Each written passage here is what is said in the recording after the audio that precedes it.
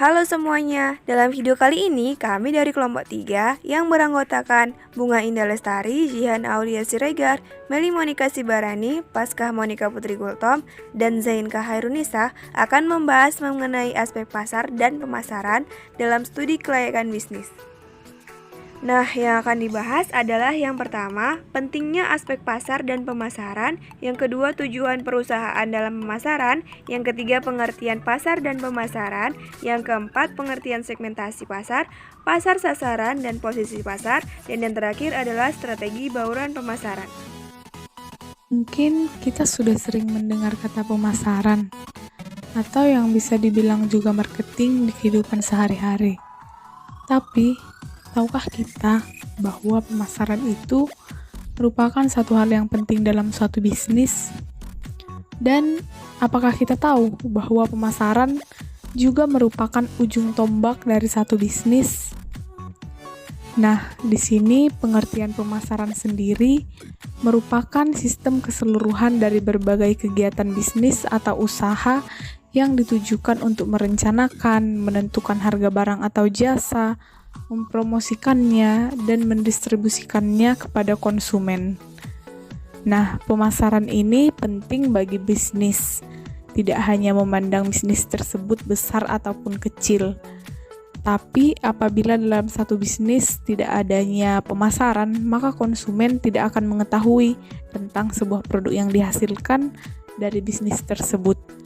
Dan kemungkinan akan membuat penjualannya menjadi rendah.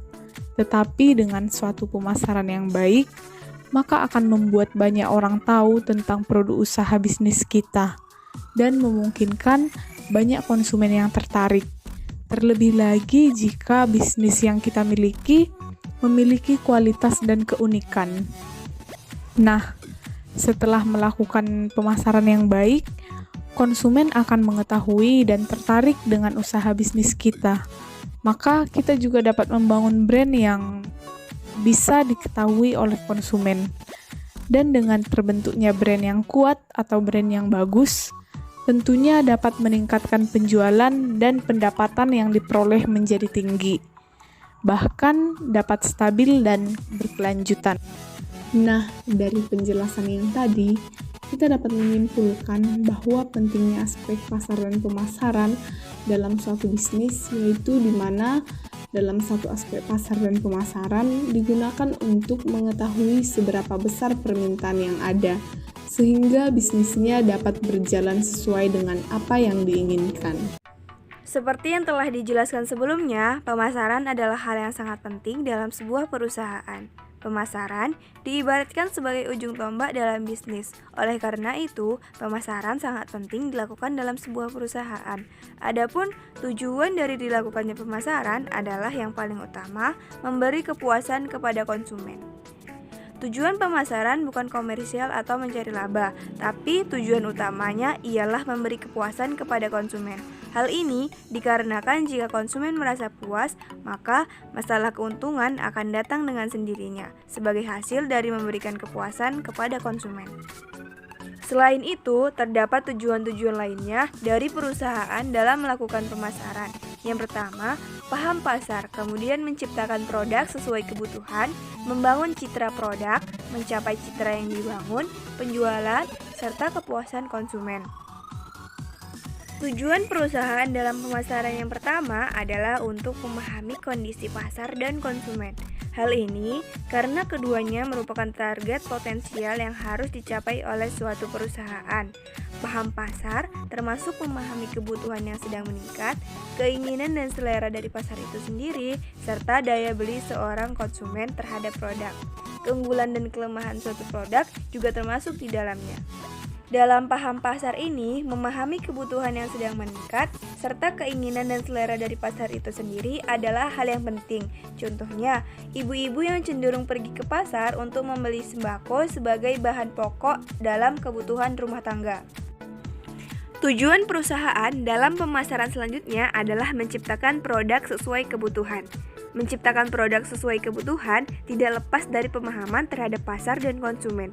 Produk yang sesuai dengan kebutuhan dapat menjamin keberlangsungan dari perusahaan. Oleh karena itu, manajemen perusahaan perlu mengetahui produk yang sedang berkembang. Contohnya, perusahaan kimia farma yang memproduksi vaksin COVID-19 saat pandemi COVID-19 datang melanda Indonesia. Membangun citra produk. Tujuan pemasaran yang berikutnya adalah membangun citra produk agar memiliki nama yang baik dan mudah dikenal oleh konsumen dengan cara melakukan promosi, baik pengiklanan, promosi secara langsung maupun tidak langsung. Hal ini bertujuan agar produk melekat di hati konsumen. Contohnya, ketika kita yang salah sering menyebut nama brand menjadi nama barang. Contohnya adalah air mineral.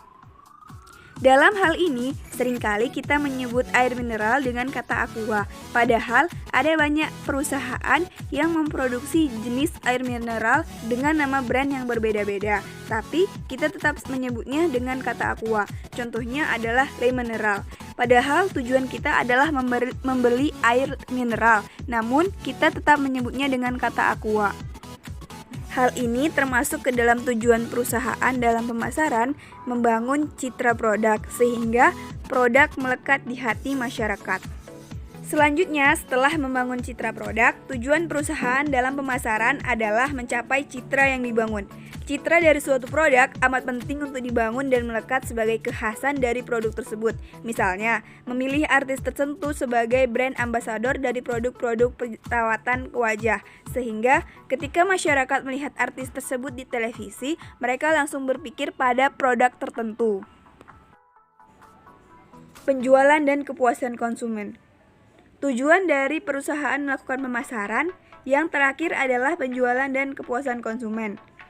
Agar dapat mencapai suatu target penjualan yang telah ditetapkan oleh manajer pemasaran, maka strategi pemasaran dirancang dan dilakukan oleh tim pemasaran. Seorang konsumen yang telah puas terhadap suatu produk tersebut, bahkan setia menggunakannya dan tidak berpindah pada produk lainnya, merupakan target dari perusahaan dalam pemasaran. Hal ini menjadikan perusahaan terus berkelanjutan dan tidak bangkrut. Sekian, itulah tujuan dari pemasaran dalam perusahaan. Selanjutnya akan membahas mengenai pengertian aspek pasar dan pemasaran. Nah, selanjutnya untuk mengetahui pengertian dari pasar dan pemasaran, yuk kita simak penjelasan berikut. Pasar dan pemasaran merupakan dua sisi yang tidak dapat dipisahkan satu sama lainnya. Pasar dan pemasaran memiliki tingkat ketergantungan yang tinggi dan saling mempengaruhi satu sama lainnya. Dengan kata lain, setiap ada kegiatan pasar selalu diikuti oleh pemasaran, dan setiap kegiatan pemasaran adalah untuk mencari atau menciptakan pasar.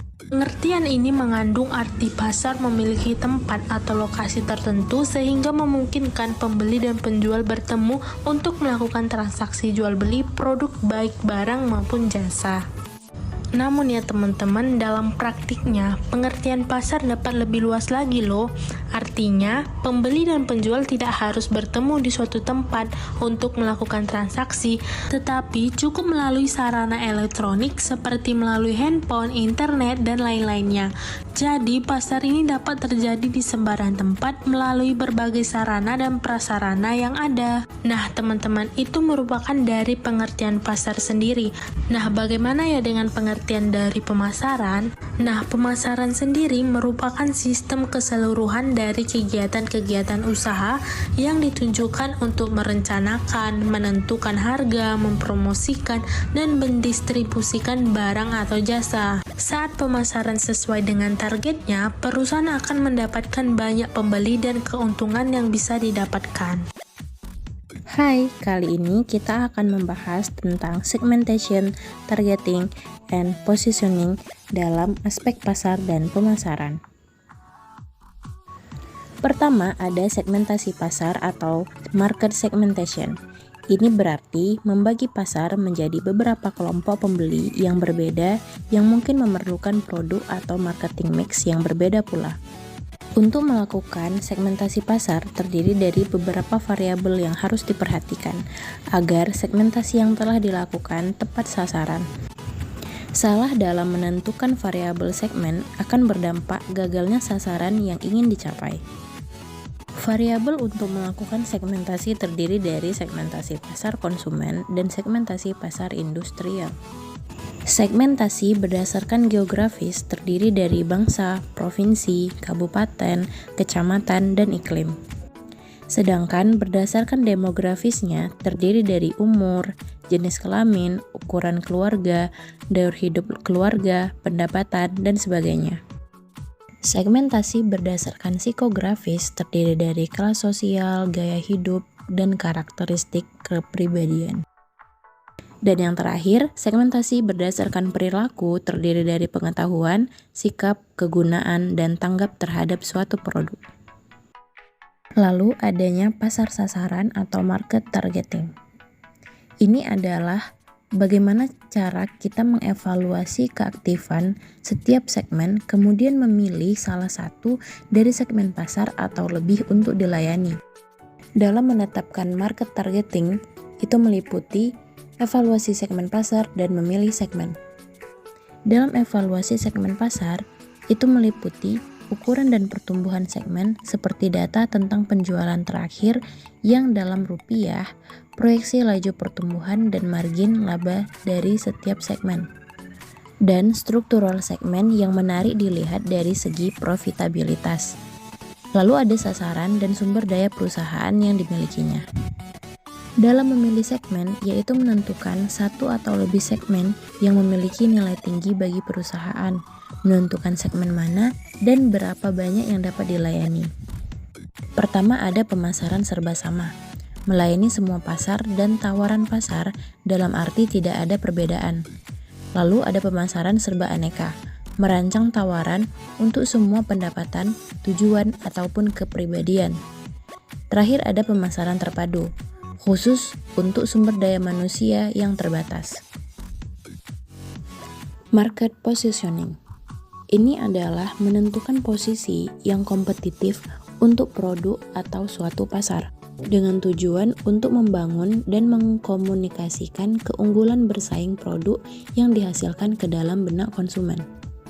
Salah satu contoh, adanya mobil Mercedes yang diposisikan sebagai mobil mewah.